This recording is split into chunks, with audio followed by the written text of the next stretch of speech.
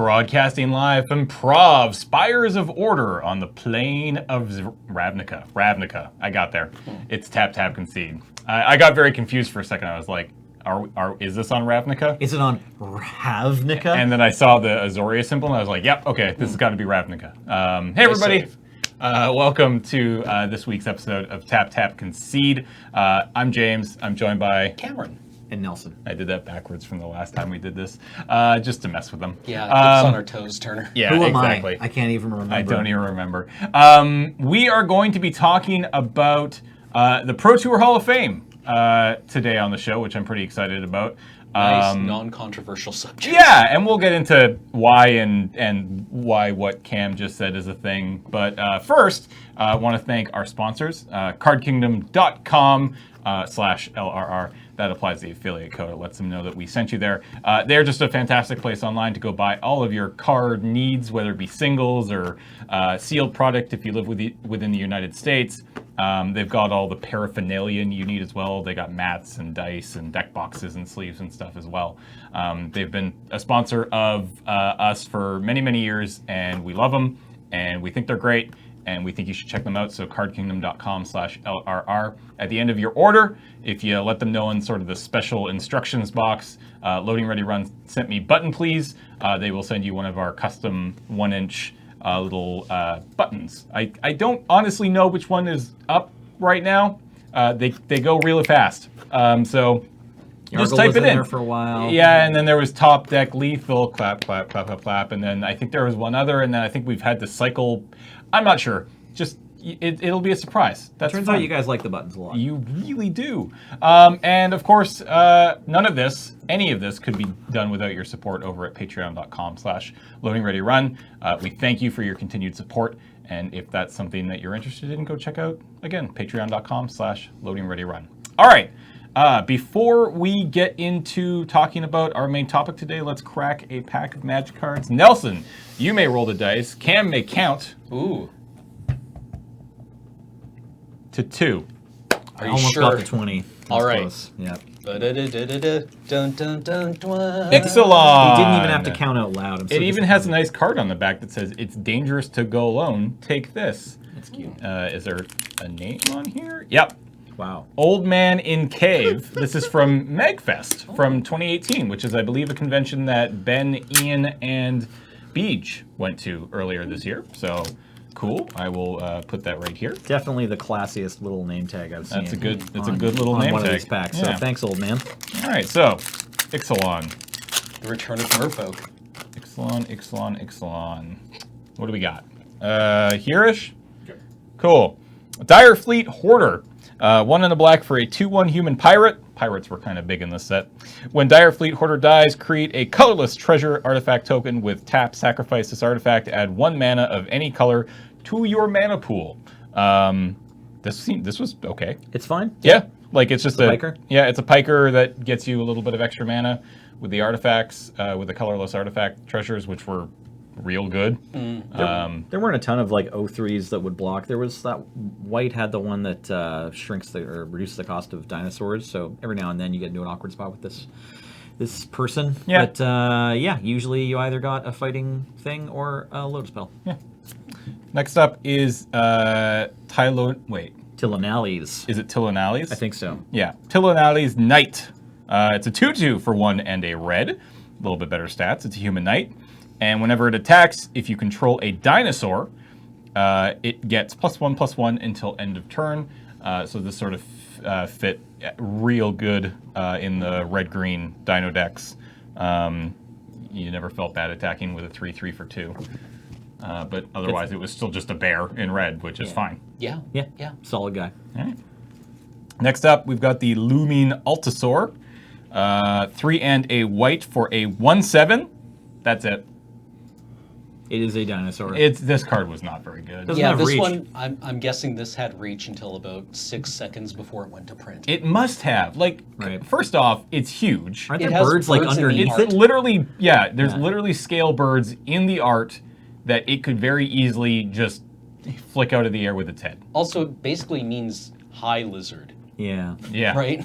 Yeah. Like altitude. Yeah.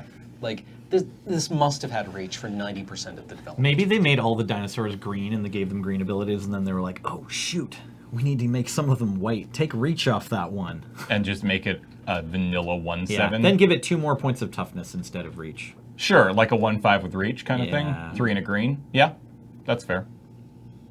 I never played this card. It was not very It's good. bad. Next up, we've got, stop scrolling around, Queen's Agent. 5 and a black for a 3/3 Vampire Scout. It has lifelink.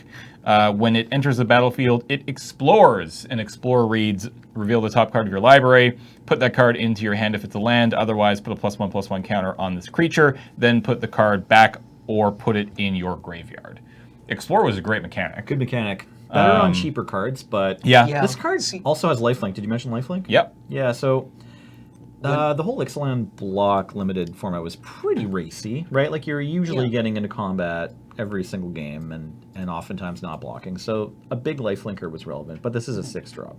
Yeah, whenever I played this, it was a 6-mana healing salve Sure. that just got like by like some giant dinosaur. And whenever I played against it, it was a 4-mana brick wall that none of my pirates or merfolk could swing through. Yeah. How did you make it, or how did your opponent make it Or 4 six- mana? a 4. Sure, power. right, So when it- yeah, yeah. 6 mana, 4 power. Yeah, so Yeah. you highlight an interesting point, which is that Explore, when it's on a bunch of like 2 and 3 mana creatures, you don't usually care which side of it you get, and Explore feels great. But when it's on a creature who like really needs the +1/+1 counter, it feels bad when you like instead paid 6 mana to kind of draw a card and have a chump blocker, right? Yeah. Yeah, so Like, sure do feel good about having this basic land. yeah, I'm really glad I have my 7th land drop Lands, for my yeah. black-white vampires deck. Right? So yeah. Next up, Siren Lookout. 2 and a blue for a 1/2 Siren Pirate. It has flying, and it also explores when it enters the battlefield. I like this card. Yeah. Because this can easily come in, or not easily, but often came in as a 2/3 flyer for 3, which is great. And it's much cheaper than obviously the previous 6 mana black card. So You know what also came in as frequently as a 2/3 pirate with flying, but for 2, The one with raid. the one with yeah, raid. yeah, that was But this card is, I think, good, like you just said, for all the same reasons that the other one's been. Yeah, it's cheap. Yeah. Next up is the Ravenous Daggertooth. This is a 3/2 dinosaur for 2 and a green. It has Enrage, which reads whenever it is dealt damage, you gain 2 life. This was fine, like in terms of Enrage creatures in the set, especially dinosaurs. It was okay.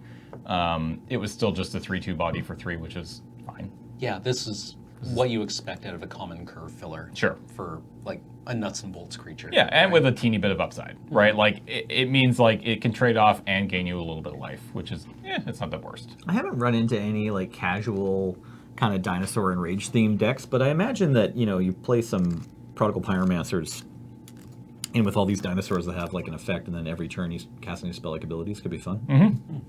I don't know. Yeah. Or I guess like, what do you really want? Pestilence, right? You want to be Ooh, like yeah. Jund, Pestilences, and dinosaurs, because then you can just keep doing it every single turn, sometimes twice. Yeah.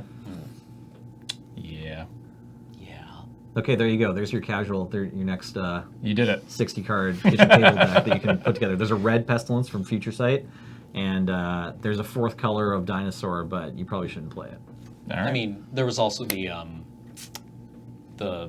tutor, the uncommon. yeah, human the tutor red for dinosaurs. Yeah, which is whenever you play a dinosaur, it deals 1 damage to Everything. all creatures. Right, and there's the red green 5 mana 5/5 Yeah, that deals the 1 damage. wizard. There's Yeah. inside Ixalan block there are a bunch of enrage enablers, but I don't think that the mechanic was strong enough to make like a standard deck. I don't think I've seen it. I don't think I've seen like the enraged standard deck. So no. I feel like Well, yeah, if you're interested in these cards, it's like you should probably go to the format where you're allowed to play anything to Yeah. get all Yeah. the best Well, enraged yeah, enablers possible. Yeah, I think the standard dinosaur deck runs up against the problem where you have the standard deck that plays dinosaurs also. Right? Where it's just like, oh yeah, I'm playing all the legendary dinosaurs. Anyway, kill you? Yeah. Right. Block with my 3/2. All right.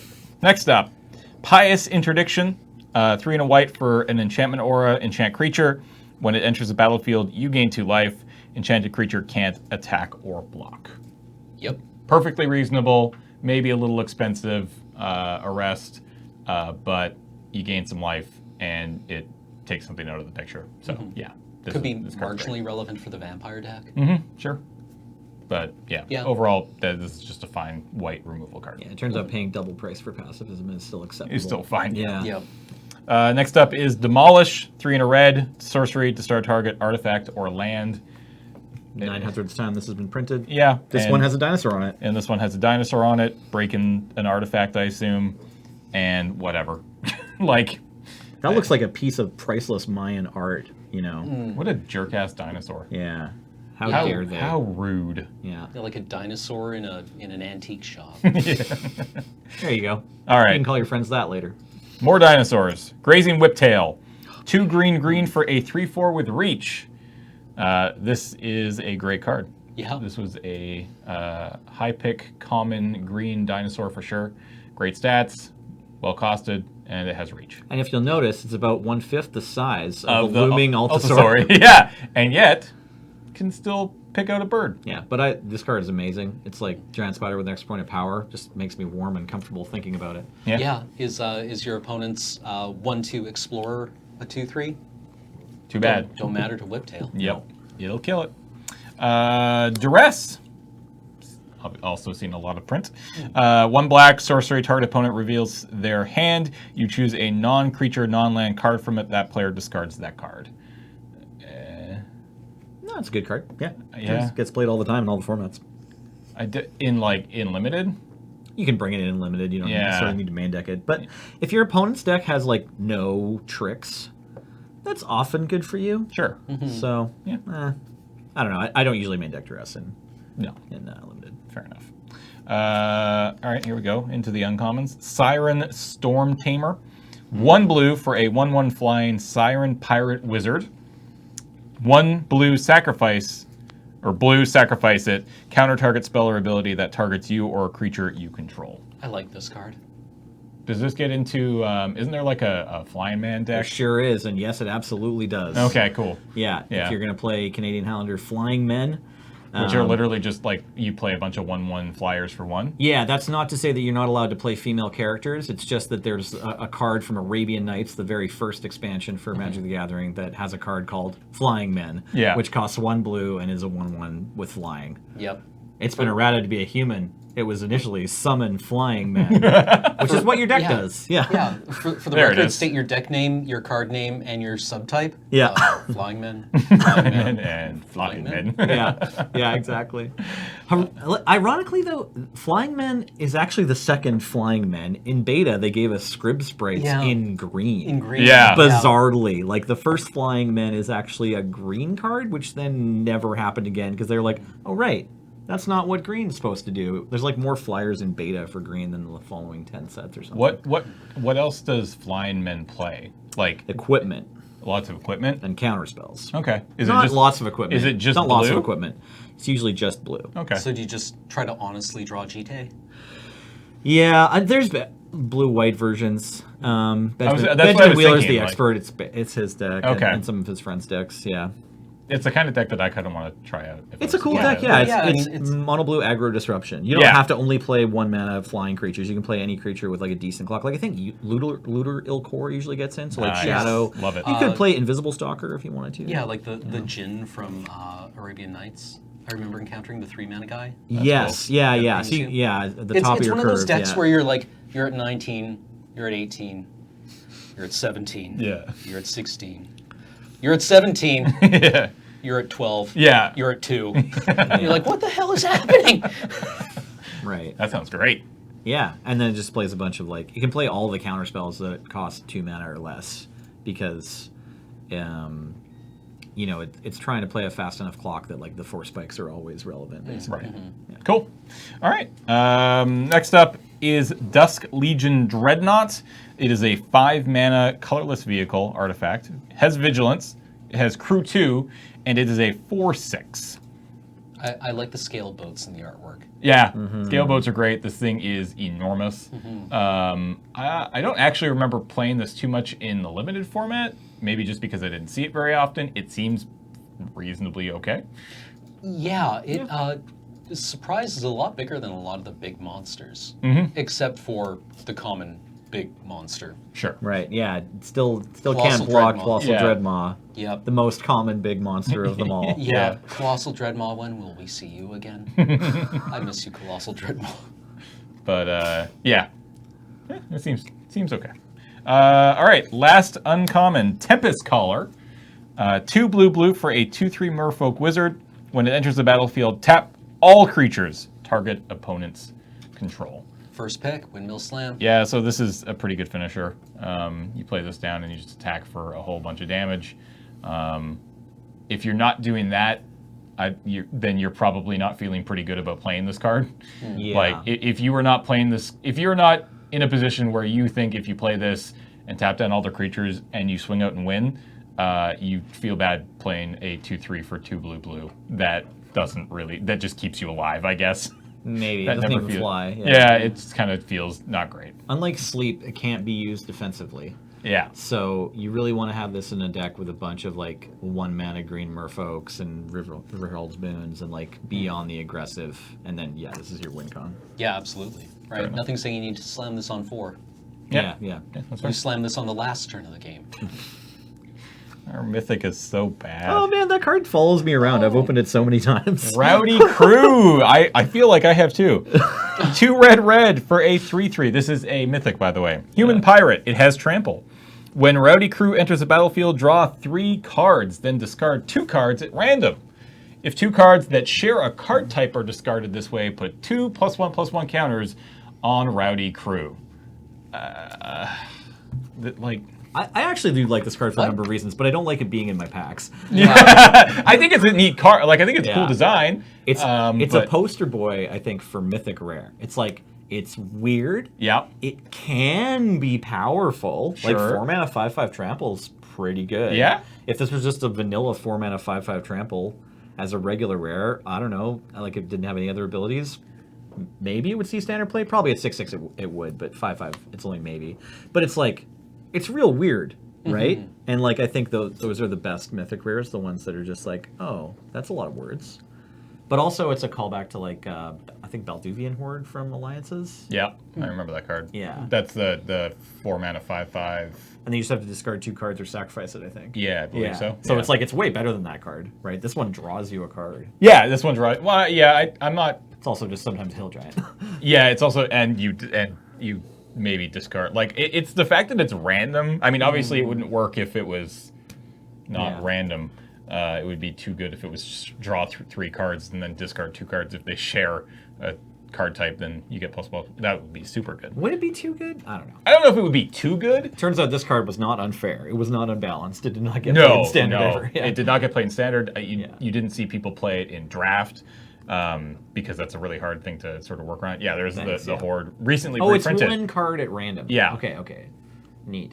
So yeah, like that's where these creatures have come. I mean, this one, you always get a 5/5. It doesn't have trample. Doesn't have trample, yeah. And you just have to make sure you have 1 card left to discard to it. Yeah. So in an aggressive deck, reliably having the 5/5, I guess, is more important. Yeah, and I play like in Masters 25, which is where this was recently reprinted. I remember playing it in a few aggressive red decks and being happy with it. Like it would have been better if it had trample. Like if it said sacrifice it unless you discard 2 cards at random and it had trample. Yeah. Yeah, That'd be even better, I maybe. would prefer that.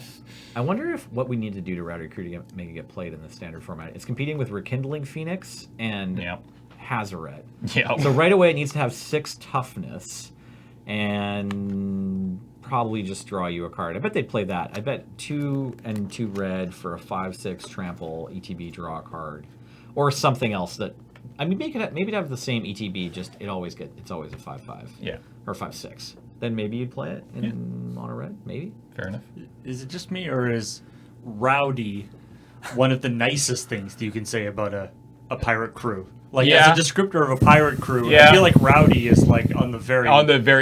If you aren't at the very least rowdy That's just and a group of pirates, then you're kind of screwing it up. You're just Yeah. sailors at that point. Have you ever read any pirate charters? No.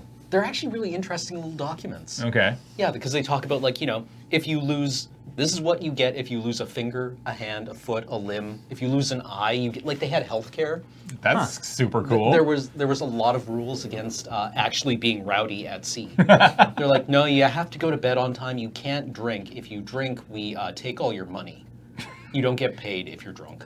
Like, so it was a very rule. They had a lot of rules. Apparently they kind of ran like the Navy. If you have a boat, you just need people to do things. Yeah. Right. Oh, I mean, Reliably. yeah, absolutely. Yeah. Yeah. Interesting. Yeah. And they would usually vote for a captain.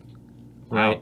I also heard, and maybe it's the same on pirate boats, but on any boat, like, during the colonial exploration days, like that's when the term round robin comes from, because if you wanted to enact a fair mutiny, basically, you didn't want the captain and all of their power to come down on any one person, so you had a circular piece of paper, and everyone would sign their names all in a circle.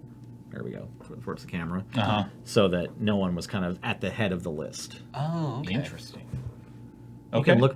You can learn more about that on Wikipedia. Or join us for a new weekly podcast, Pirates. The contracts They're through cool, the aren't ages, they? yeah, Yeah. or that, yeah.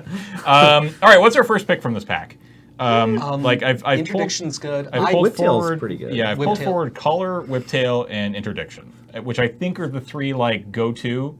I don't think there's anything else here that I would take over it. Not really. It's Either kind of the soft blue pack. flyers are not bad. They're not bad, but, maybe like- not of the level of Interdiction or Yeah. Whiptail. I mean, I would take Collar just because it's me. I Sure. think first picking Color is a little weak because I think it's only actually good In- if you're really in Merfolk. And there was a while there when all the pros were like, Merfolk's the best tribe by far. Sure. Right, and so no merfolk. So are if coming you around. if you read that you think you're going to get the Merfolk from your table, like maybe if the talk that and you believe it, the talk around the table is just like pirates and dinosaurs, hooray! Yeah. Right. Then maybe slam the color first. But I think it's probably just the white removal spell. Fair enough. All right. Cool. Sorry. Boring. Thank you to Old man. Old man in cave. Yeah, Old Man and Cave. You guys were right. I don't know why I didn't trust you. All right, let's move on to the topic at hand today, which is the Magic the Gathering Pro Tour Hall of Fame, which is always a fun, happy, light-hearted thing that comes around once a year near the end of summer, where the masses come together to discuss calmly. And no, I'm just joking. It gets a little ugly. I'm not gonna lie. I'd be curious to know how many of our listeners actually follow the process of when the list comes out of people who can be nominated to go into the Pro Tour Hall of Fame. The ballot. Yeah, the ballot. It can get a little heated. People obviously have very strong opinions. There are, especially, it would seem this year, a whole lot of accusations being thrown around. Yeah. And I don't really want to get too deep into any of that stuff. This is a fun, casual, happy podcast. I want to chat about some interesting things. And the reason that I want to talk about the Magic Pro Tour Hall of Fame this year specifically is because I was incredibly lucky enough to be invited to be a member of the group of people who vote in for the Hall of Fame, which is really cool. I'm really excited. This is something that I've thought about in the past, something now that I have to very seriously think about. I definitely don't take the opportunity lightly. I'm doing my research. I'm reading into what these players have been doing. And I can tell you right now that as of, what day is it today? The 24th, I think. We're filming this on Friday. We're filming this on Friday the 24th. I have to have my ballot in on the 29th, I believe. coming Wednesday. This coming Wednesday. And to be honest, I'm still not 100% sure who I'm going to vote for. I have ideas. I have thoughts. And again, not even actually going to get into entirely that today. I think I'll probably talk about it briefly on an upcoming episode once I've actually made up my mind. What I kind of want to talk about is sort of just the Hall of Fame in general. See what you guys think of it, what you know about it, where I feel like it could go, maybe where you two feel like it could go. So with that in mind, I'm curious, right off the bat, how much do you two know about the Hall of Fame, when it started, what it means? Do you have thoughts, opinions? Do you know what it's about? Not really. Okay. Okay. Yeah, no, that's fair. Yeah, I know a couple of people who are on it. Yep. And I've seen a lot of the dialogue around it in the last week. Sure. About how it's, why do people get a vote? What is the Hall of Fame for? Yeah. And who gets to be on it, right? Those kind of been like the three arguments going around. And I've seen that there is not a consensus on that. Correct. Yeah, that would be very fair to say. Like I saw Marrow talking a bit about, well, the Hall of Fame is for people who have had an impact on the game, and other people are saying it should be for exemplars of the game. Right. Right. These are the people that should be emulated and are good examples and that we're proud of. Yeah. And so, if that's where your dialogue is at, right, you're kind of at a fairly, not low as in like bad, but low as in like, a fairly nuts and bolts argument over what the Hall of Fame is for. Nelson? If you're curious, yeah, and you're brand new, the rule right now to get onto the ballot, I believe, is you need to have at least 150 pro points lifetime, and there needs to have been at least 10 years since your first, it's either appearance on the Pro Tour or Pro Point, I think. So I can read you the actual Sure. here. In order to have his or her name on the 2018 Hall of Fame selection ballot, player must meet all four of the following requirements.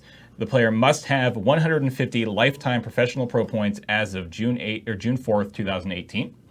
The player must have 2 final day finishes. A final day finish is classified as a 2012 present day World Championship top 4, a lifetime individual Pro Tour top 8, or a lifetime team Pro Tour top 4.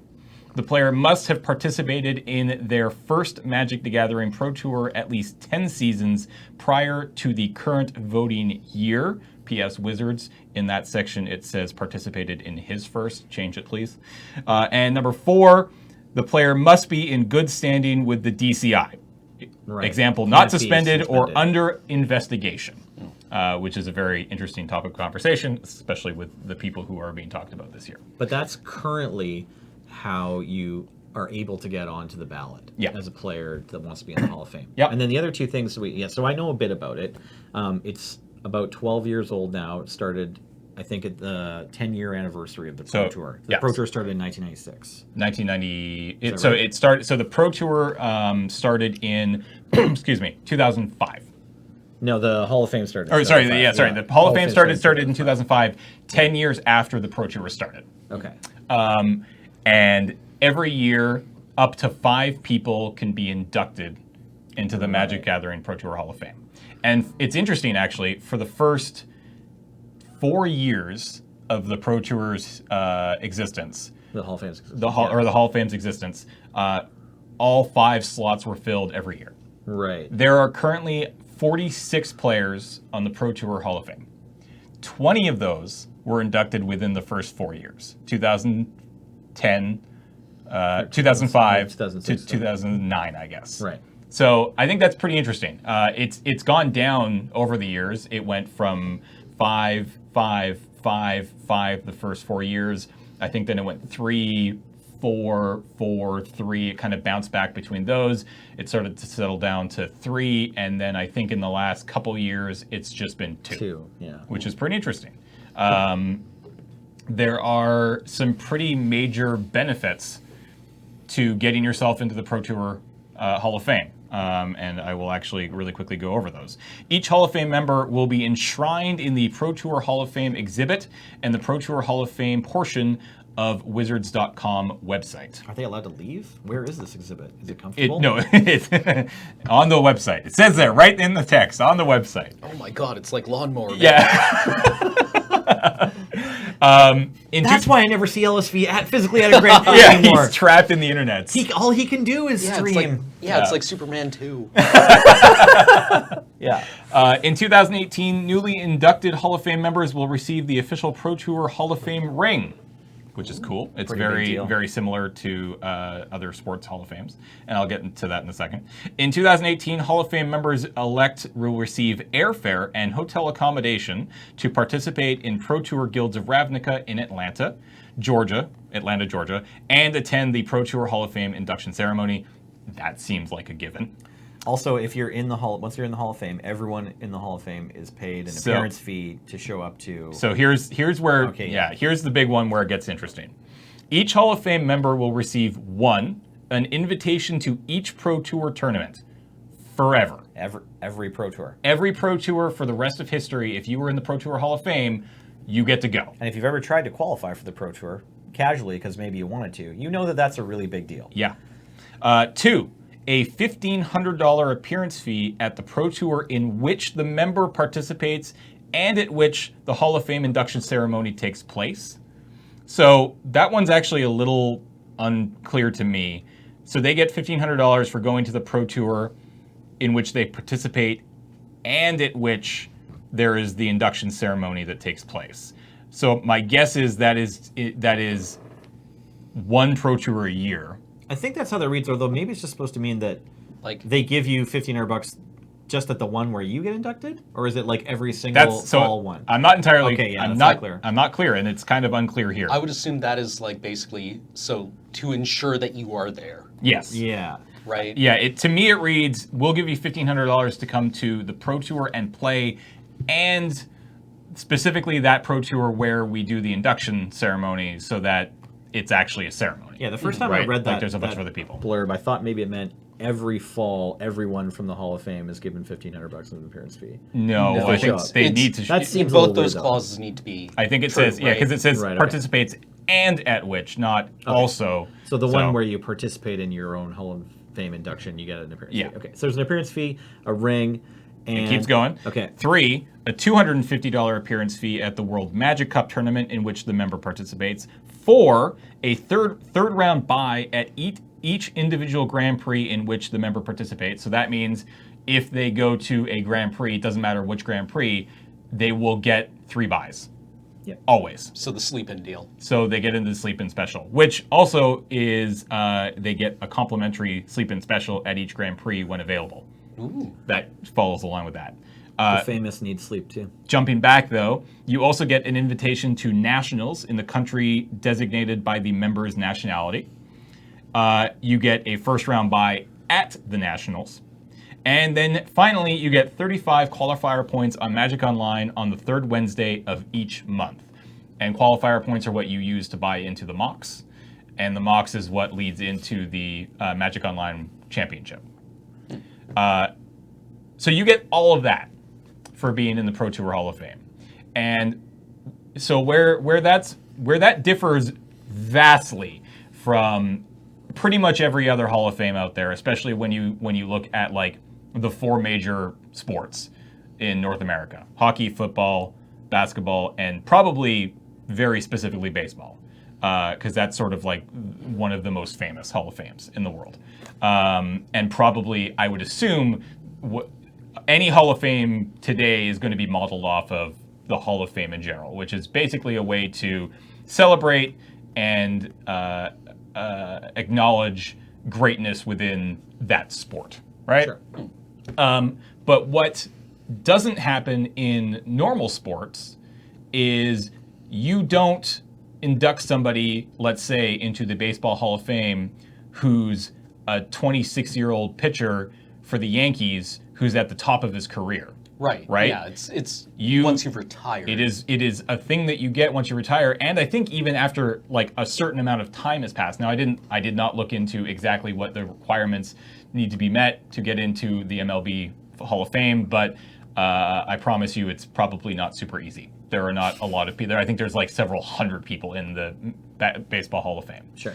Because It's probably an acknowledgement after like a whole career. it's an acknowledgement after a career. 10 to 20 years on average for an athlete. And so there's 2 really interesting points. One, if you applied the Magic Hall of Fame to a sports Hall of Fame, it just kind of falls apart because, again, like how would that look, right? Like, let's say you award that 26-year-old pitcher for the Yankees with a Hall of Fame membership, and that means that any team that he plays for once a year starts the season off with 3 extra wins, right? Or something along those lines. it doesn't right? really translate clearly, right? It can't, and that's a very interesting aspect of the Magic Hall of Fame is that it is not celebrating a player's full career. It's just celebrating accomplishments that, as Cam said near the beginning, aren't very clearly defined. There's no formula for who should be getting into the Hall of Fame. Everybody has their own sort of things, like how many Pro Tour top 8s do they have? How many GP top 16s do you have? What kind of ambassador have you been to the game? There are all of these sort of weird things, or not weird things, but just there are all sorts of requirements that could be met, but I might think they make it for one person, but the other person doesn't. And I agree that there shouldn't be a set formula to basically just run people's names through a database and have a program decide who makes it in. But I do believe that there should be a little bit more of a clear path to the Hall of Fame. And I also kind of believe that maybe a Hall of Fame person shouldn't get quite as many rewards. I don't know. What are your thoughts on the reward system for the Hall of Fame? Well, I want to jump in with my opinion, and everyone Yeah, has entitled to their absolutely. own. But I basically see like the ring and the buys, even the appearance fee, I think is just, as you said there, to a clause to make sure that they show up to the ceremony. It's mostly about the invites. I see all those things as kind of window dressing. They're nice, and I'm sure various different Hall of Fame members enjoy their ring more than others or whatever. Sure. But it's mostly about what's relevant is those invites to the Pro Tour. Yeah. Because as the Hall of Fame increases to add members, it's one of the stresses on organized play's goal of keeping the Pro Tour a certain size. If you're a grinder, you know that 5 years ago we just had PTQs in stores or in locations where stores could run them, but run by stores. Like Yellow Jacket got to run a PTQ once a season in, I think it was 2012. And if you won that PTQ, you just go to the Pro Tour. Yeah. And PTQs had been expanding 5 years before that. Like 10 years ago, you had to go to Vancouver if you lived in BC to go to a PTQ. And then they had one in like Kelowna and Victoria. So there were more and more interested stores, interested play groups, and there were more and more invites to the Pro Tour until, what was the year? Was it 2015 when PPQs start? Maybe 2013? Anyways, so eventually organized play said, oh, we've got to crunch this down. Okay, we need to only have one regional Pro Tour qualifier to let new players into the Pro Tour. And that's only going to award 4 invites, whereas in that same region the year before there might have been like 8 or 12. And so that compounds around the world and means that there's like 600 people at a Pro Tour, and that's not what they want. But if there's, in another 20 years, I guess if there's 100 more people in the Hall of Fame, and in 20 years we could all still be playing Magic, pretty much everyone. Absolutely. Everyone who plays Magic today, there's no reason why in 20 years they couldn't play Magic. I mean, everyone, like all the people on this ballot, at least I don't think any of them are particularly old. We're kind of like the oldest people that play Magic for the most part. People who were 11 in 1994 form the like high end of the demo of oldest people who play Magic. So yeah, if there's 200 people who are invited to every Pro Tour and the goal size of the Pro Tour is 400 people, that's tough. Like, they're not going to necessarily show up to all of them. I'm curious what the attendance has been, and I don't know. I do know that the goal of that, I imagine that the goal of inviting these Hall of Fame members to every Pro Tour is to kind of bring back lapsed players. Like, I remember John Finkel had a very bright period of his career in like the late 90s, like the early heyday of the Pro Tour. Yep. And then mid 2000s, I think it's kind of like I don't know if he went to school, probably. He went and started a hedge fund and he played a bit less Magic. And then like towards 2011, 2012, like since then, he's been playing a bunch more and he's in the Hall of Fame. He was in fact one of the first class. He was in the first class and I think has the most number of votes to get. I think he got in with 97%. Sure, everyone, which is insane. He call him Johnny Magic. He's the most famous player. No one disagrees, or no one argues that John Finkel shouldn't be in the Hall of Fame. But in terms of the effect of the rewards, if the Hall of Fame creation managed to like bring John Finkel in to a bunch of Pro Tours that he wouldn't have otherwise played, say he's like busy with his life, and he doesn't have time to Qualify. qualify for a pro tour after Yep. it's been 2-3 seasons since the last time he played. He doesn't have to worry about that, and we still get to watch him play, and that adds value to the viewer. Yep. And maybe adds value to the game and the community at large. Then I think that's great. If it's the case more recently, so Josh Utter-Layton was inducted last year, I believe, into the Hall of Fame, and yeah, I think totally deserves it as much as John Finkel would. But I think also maybe, at least I think I've watched his career, and he's regularly playing. So it's if he was already a Platinum Pro and going to be invited anyways, then it's well, it doesn't the effect of that reward doesn't have the same effect on everyone else. Yep. That's my rant about the rewards. So, yeah, I guess there's the question of of the 40, however many people, 46 people inducted, how many of them are still active players? Yeah. Right. I mean, I don't have the numbers, and I doubt it is even half, to be honest. Okay. But it's probably the I think an argument to be made is that it doesn't scale super well, right? If we're letting in 2-3 people a year, if we just say average it out to 2.5 people a year, 20 years from now, that's 50 more people, right? I guess the implication is that the people who are in the Pro Tour Hall of Fame are so talented at Magic that the qualifier is kind of a formality. The idea that they have to qualify for the Pro Tour is kind of a formality, and it's I mean, we all know that you would have qualified, so we're just going to let you in. You don't have to spend the time on it. Right. Yeah. Maybe. It's sort of that, to me, that's sort of the implication. Yeah. Yeah. Is that it's just a waste of your time and our time for you to actually go through the motions of playing the game. So you're fine. You're on the Pro Tour.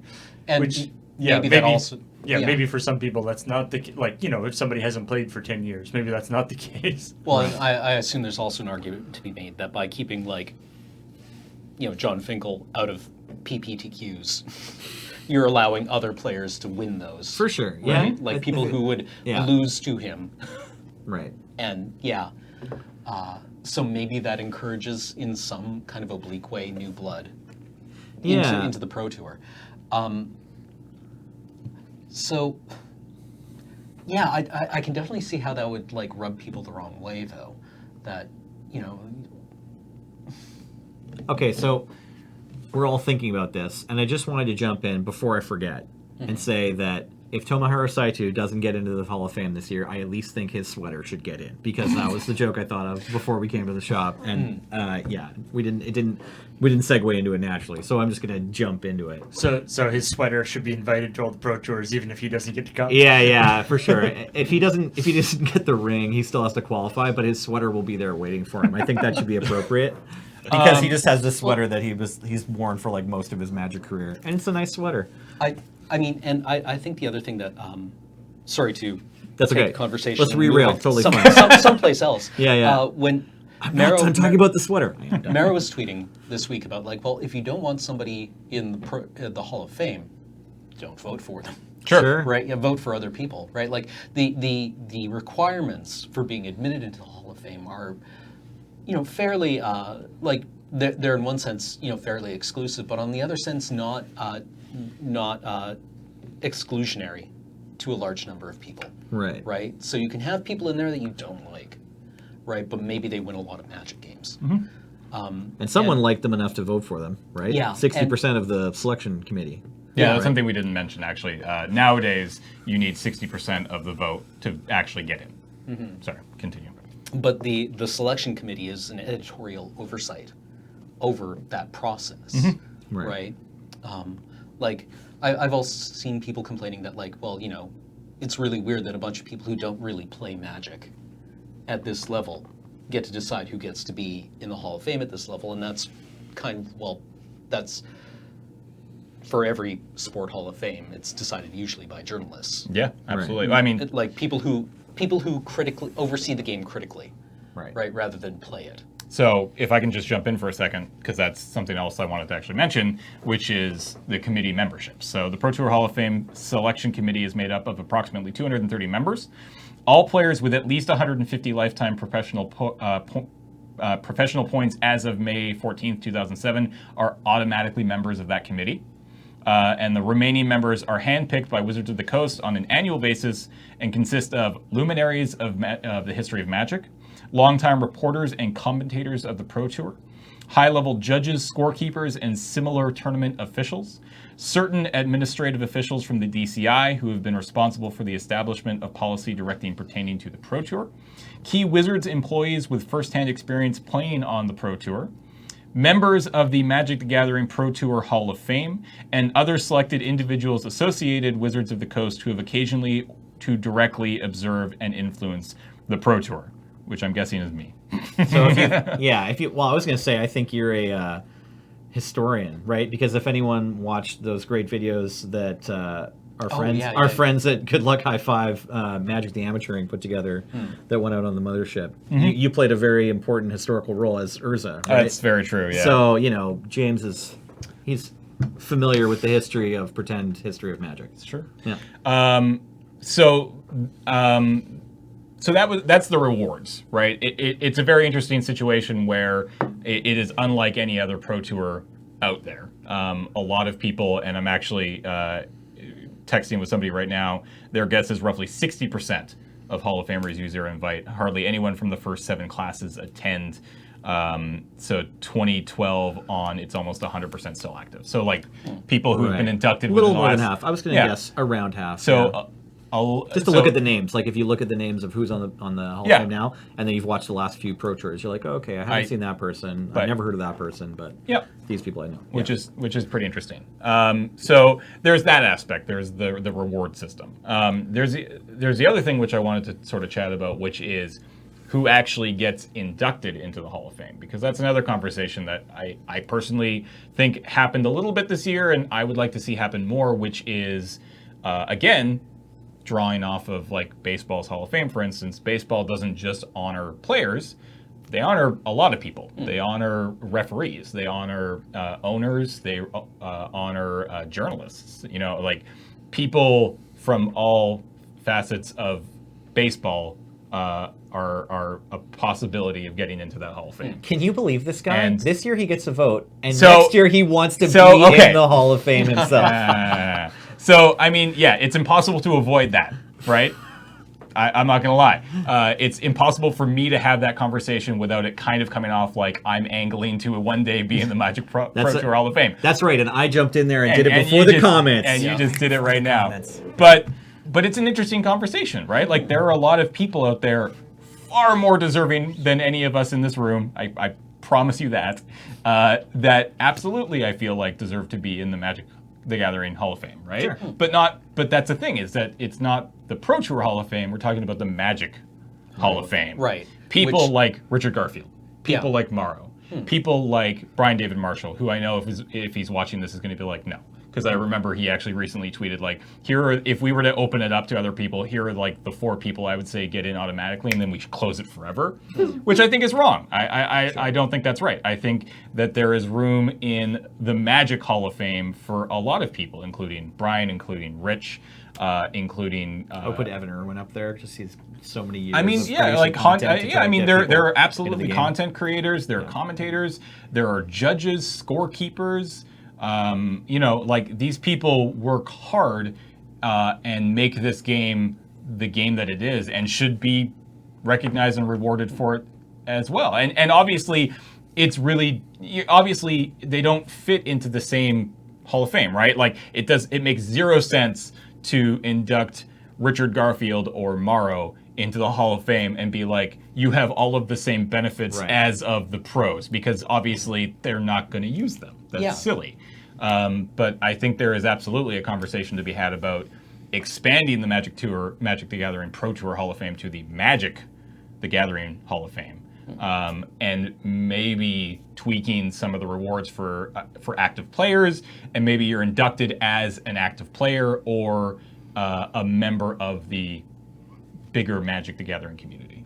That's going from the pure sort of impact on the game standpoint as opposed to skill of the game. Sure, but that's something that a lot of people look to when voting now, right? Like, Right.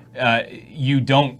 I think you are wrong if you are simply looking at a player's numbers. You are not doing the Hall of Fame justice by looking at also their impact on the game on a larger scale. Well, I right? mean, This yeah, is Like you could do it. You could do it mathematically. Just whatever the top person of every year gets inducted automatically. If you wanted to do Sure. it that way. Yeah, right? but I mean, you could write a script to do that. Yeah. Right. Right. That's not why they have a selection committee. Yeah, But absolutely. Yeah, I like the idea of like the Pro Tour Hall of Fame as sort of slightly separate from like the Magic Hall of Fame.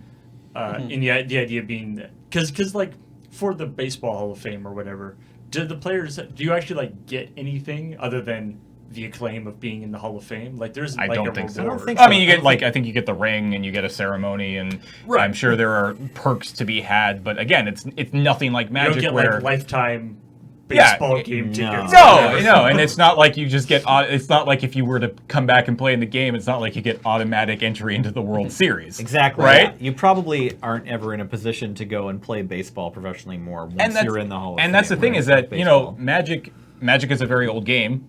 Not as old as baseball, but not as old as baseball. Yeah. But it could theoretically get there, and there's nothing really Probably stopping. John Finkel, who's I assume probably in his 40s now. I don't know exactly how old John Finkel is, Yep. but like he's a smart guy. He's an incredibly smart guy. I don't see any reason why he couldn't continue to take advantage of that Pro Tour invite for the next 10, 20, or maybe even 30 years. Whether or not he wants to, Right. it's up to them. But it's not like football where Yeah. your bones get turned to powder after a little while. after you turn 30, you're like, okay, I'm out of here. My body can't take this anymore. Mm-hmm. And hey, Johnny Magic, I hope to be 65 and watching you play the Pro Tour at 70. Like that yeah, would be rad. That would be super sweet. But I don't know. Like these are just the things that have been rattling around in my head lately. At the end of the day, I would love to just see us move away from the Pro Tour Hall of Fame to a Magic Hall of Fame, where we induct both players and personalities alike, and you can be inducted as an active player, or you can be inducted as a creator or a commentator or a referee or judge in this case, obviously. And I've read a little bit about Judge Hall of Fame, but I haven't read enough recently to remember if it actually exists or if it's still in the developmental stages. Because there's a few judges, like there's Sheldon Menery is like Judge Emeritus, right? So it's like, are he and Scott Marshall in this Hall of Fame? I'm not sure what the benefits are. I remember reading about doing a cursory read a few years ago. But that's a thing too. Obviously, there are judges who have had long careers at this point, and I don't know what benefits exactly we would get, but maybe just the acknowledgement or given some title and a ring. Yeah, again, in my opinion, it's not about the Hall of Fame. For me, a Hall of Fame shouldn't necessarily be about what you get out of it. Right. It's the I just wanted to draw the parallel. Exaltation, For sure. by a community, right? Like I would be hard pressed to name a member of the Baseball Hall of Fame, and You could probably think of one. No? Okay. I can name exactly one person because they are not in the Hall of Fame anymore. Okay. Pete Rose, right? Like that's because that should be the effect of the what being in the Hall of Fame means, right? Like you should be it should be an honor that is extended to people who make the game a whole positive experience, right? And that you want to see inducted there. And what I thought, because I saw Mero talk about this a little bit, he said that he wanted people who had, he wanted villains as well, right? Or not necessarily villains, but heels. Yes. And he comes from a writing background, right? So I totally get that. Like, you want good drama, right? Yep. Like a guy in there, you're like, oh, that guy, right? The pantomime kind of like Brock Lesnar, G.I. Joe villain, right? And that's a real fine line, right? Like I understand, you kind of want people in there who are like, I don't know, in hockey, enforcers, right? That the other team is like, boo, we hate that guy because they throw clean hits, Yeah. right? That Right. the refs can't put them in a penalty box for, right? And that's a skill on its own. But in games like Magic, what does that look like? What does good villainy look like? Well, to in me, Magic? it's Or playing interesting- blue. Yeah. right? Like, And Guillaume Matignon is on the ballot this year, yeah, like which is maybe a segue. yeah, like what does villainy look like in Magic? Right? Is it Right. always hammering your opponent with control decks? Yeah. Right. Or is it even just your style of play? Yeah. Right? Like, is Because- it like walking that line? It's because that's the thing, is that it's really hard. Like, there's a lot of accusations flying around, right? Especially this year about some pretty big name players.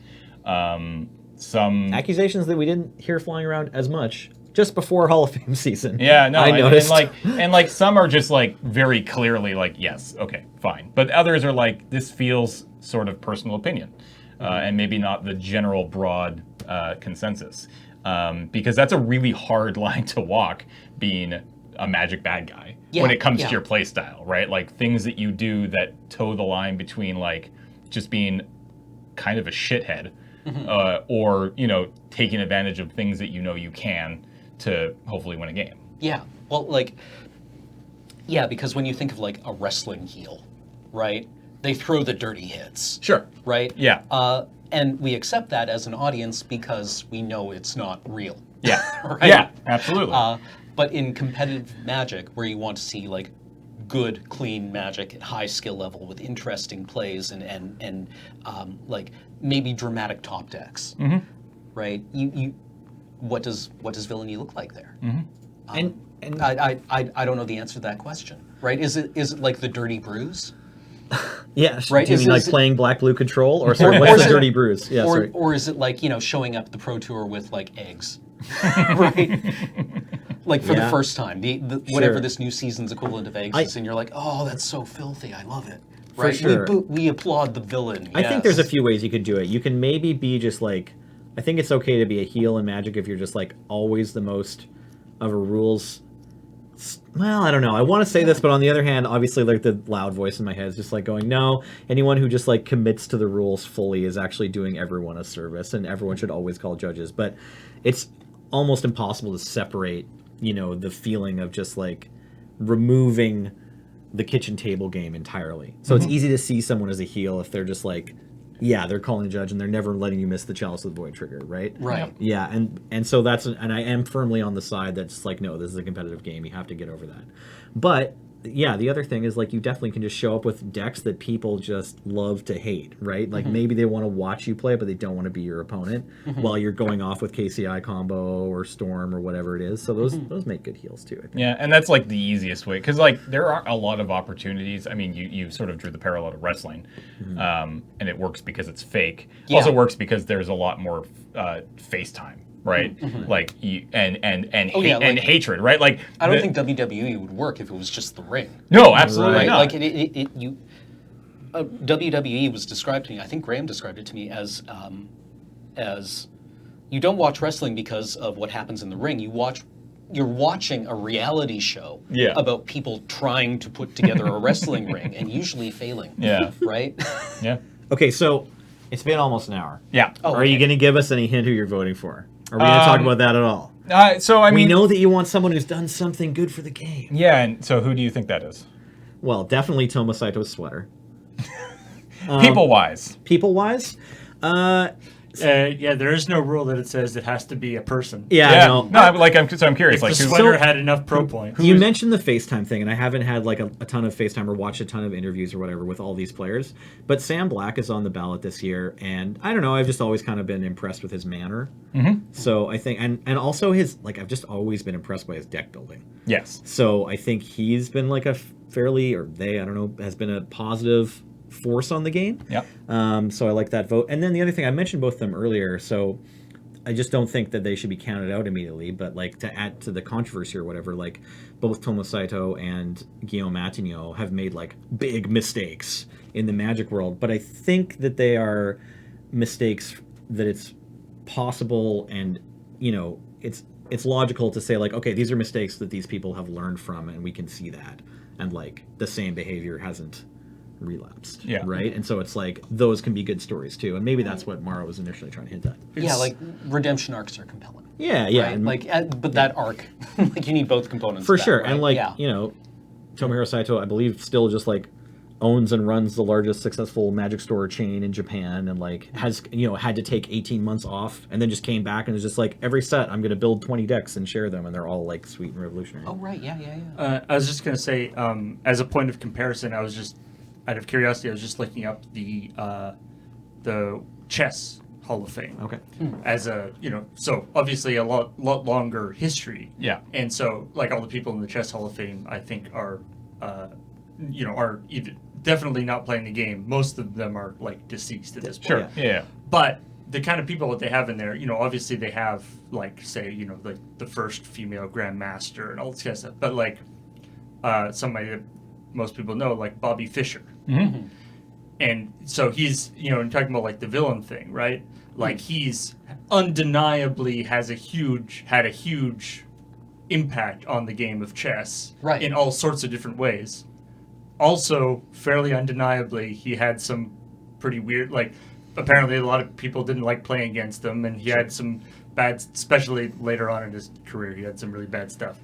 But so there's this idea of like somebody being very influential Right. to the game and making, you know, for instance, he's basically the only chess grandmaster that I can name, right? Sure. Kasparov. Or Yeah. Kasparov, Yeah, of that's course, right. yeah. But like the idea that somebody very influential, maybe their stuff, maybe not always everyone liked them, Right. but being a very sort of something that everyone agrees he, you know, was important to the game. Right.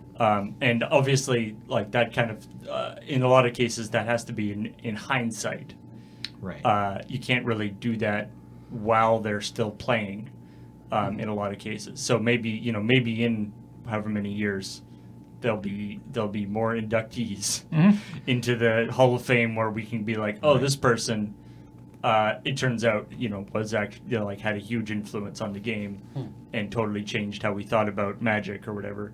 Right. But maybe when they played, they weren't actually that good. I'm not sure. Obviously, I wasn't part of creating the Hall of Fame, but I wonder if the reason that we have the rewards we do that can only be taken advantage of by people who are still at least somewhat active playing the game is in order to try to help build these storyline characters, right? Sure. Like, you know, trying to make sure that the audience is involved with the long careers of the famous players. Yep. Did I mention Tom Martell? I also like Tom Martell a lot. Tom Martell's great. Yeah. Yeah. So another Li Shitian. Yeah, is absolutely on my list.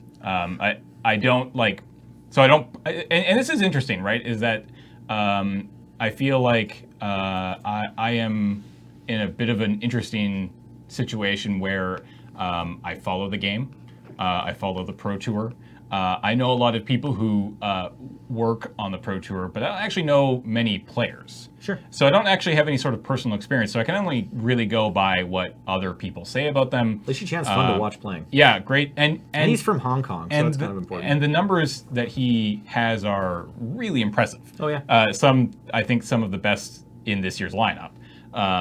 So he is absolutely on my list of people who I'm certainly considering. And then the other big one that won't go away, and that a lot of people want to see in the Hall of Fame more for his contributions to the game, and maybe not as much with the numbers that he's put it up, especially considering he doesn't play as much anymore, is Chris Pikula. Chris Pikula, yeah. So he was on the very first ballot, Yeah, right? and he struggled to get back, right? and just missed it. Yeah. And his very sort of TLDR backstory is he was a very early player who spoke up about cheating and who helped bring the game's standards up to, you know, where they needed to be for the game to continue to actually have a solid reputation, Right, and not yeah. just a place where a bunch of people came and cheated and won. And I didn't know that. I didn't Yeah, know that was the and backstory. that is The meddling mage card makes even more sense. Yeah, Stop that. You can't do that. and Yeah. that is that is, to be honest, that is the reason that I see people throwing around why he should be on the Hall of Fame. Okay. He's obviously put up some. He's had some impressive wins over the years. He won the Invitational, which is why he has that card. Right.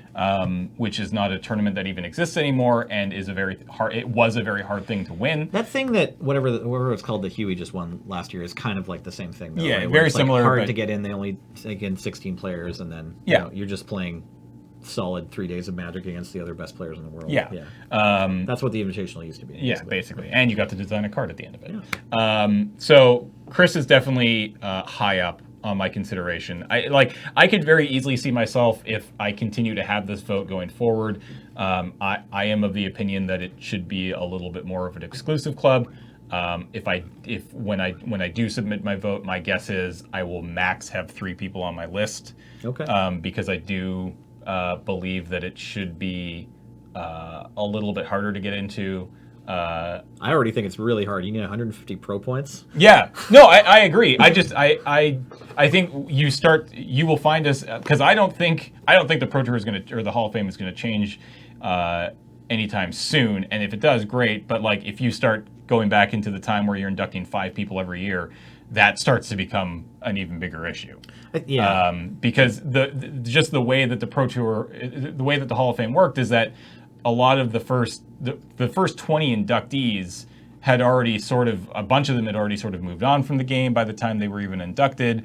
They were inducted for their achievements in the very early years of the Pro Tour, Right. and not necessarily what they've been doing recently. Whereas today, you're inducting people who are legit just at the height of their game. Right. And if you are inducted into a Hall of Fame at the height of your game, where one of the rewards is you just get to automatically qualify for every Pro Tour forever, there is very little reason for you to want to stop going to these, unless you just don't want to play the game anymore. Yeah. And even if you don't want to play the game anymore, I think a lot of people will still take advantage of those Pro Tours. I mean, that's what Finkel does, for instance. I'm pretty sure. Like he tests for them seriously. Like he's on. yeah, he's on a different but he doesn't serious play. team every But year. he's not out there, and rightfully so. He's not out there, playing in 15, 20, 25 GPs a year, because he doesn't need to be. Yeah, he doesn't need to. I mean, the rewards, like you mentioned, not quitting after you make the Hall of Fame or whatever.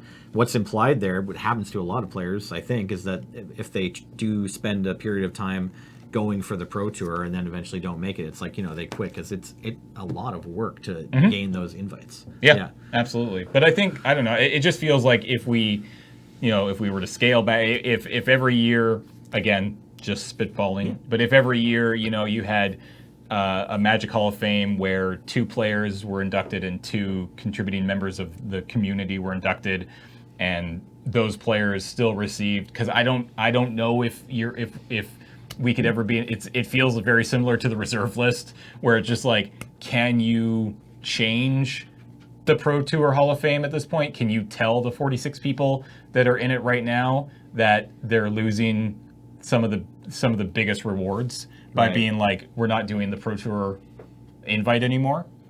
Well, I don't think so. I think it's if pretty you're incredible, going right? to change it, you would have to grandfather those in. Yeah. Right.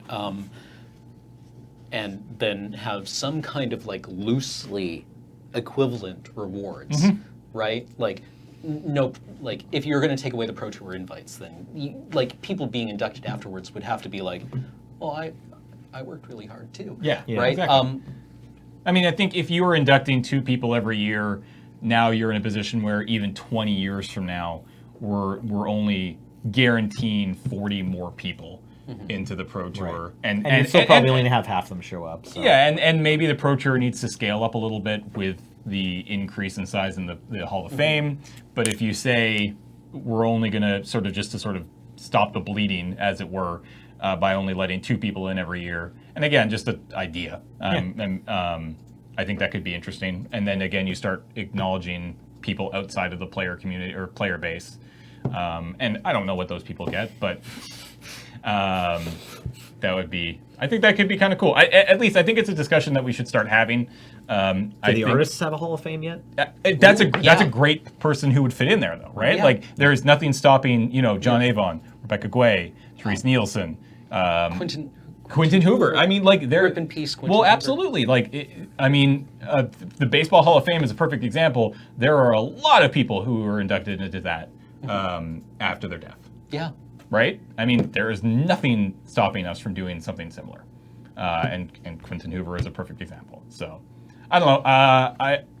I have this vote. I'm going to take it seriously. But obviously, by the fact that we've talked for over an hour about this, I have opinions on it, and I think it would be cool if we started to have these conversations Well, yeah, on a absolutely. bigger scale. Right. When So- you're talking fundamentally about an ethos, right? Like, how do we do the thing? Yeah. Right. You need to have like these conversations and not necessarily come into them with answers. Yeah. No, Right? absolutely not. And I definitely don't claim to have the answers. So. Well, we are going to read the comments on this one, man. I am legitimately curious. Like, I would love to know what your thoughts are on this. Let me know in the comments. Who even just straight from like who would you vote for this year to what do you think of the reward system to what do you think about just an overall Magic Hall of Fame to who do you think could get into that Hall of Fame. I'm legit curious Who to has hear the what you nicer say. beard, me or James? It's me, but okay. But just let him know. Sure. He needs a confidence. I do need to. He's sort under a of- lot of pressure. the If you lure- didn't I need notice, the boost. I if you think didn't- we need to open the Lurbeard Hall of Fame. Maybe after- non-beard havers. after the Crack-A-Pack, if you didn't notice, the TLDR of what James initially said was, hey, we need to have a light, casual podcast about this issue that I am stressing the fuck out about. So we didn't talk about all the controversies that everyone else is talking about. No, and I didn't wanna get into. Specifically so that we could kind of have a chill time. If Yeah. yeah, possible. like Yeah. Because James is sweating bullets about this invite ballot. I'm so scared, you guys. Yeah. I don't want to mess it up. All right, let's call it there. We got other stuff to do. Thank you to Nelson and Cam for hanging out today and chatting about the Hall of Fame with me. That was a lot of fun. We'll be back next week with more Tap Concede. I think you're supposed to. There we go. There you go. Let's thank our sponsors before we head out of here. Patreon, patreon.com/LoadingReadyRun. We couldn't do any of this without you once again, so thank you. Head over to patreon.com/LoadingReadyRun to check that out if you want to support us there. And of course, cardkingdom.com/LRR is a sponsor of this podcast. They're the sponsor of our weekly stream on Thursdays and our weekly stream on Friday nights. They're great people. Check them out. Tell them that Loading Ready Run sent you button, please, and you'll get a button. And yeah, we'll be back next week with more talk about Magic things. Who knows what? I don't know. What do you want to talk about? the gateless movement in Ravnica. Sounds good. Ravnica spoilers, maybe. Let's do Probably that. not yet. All right. Bye, everybody. Thanks for watching.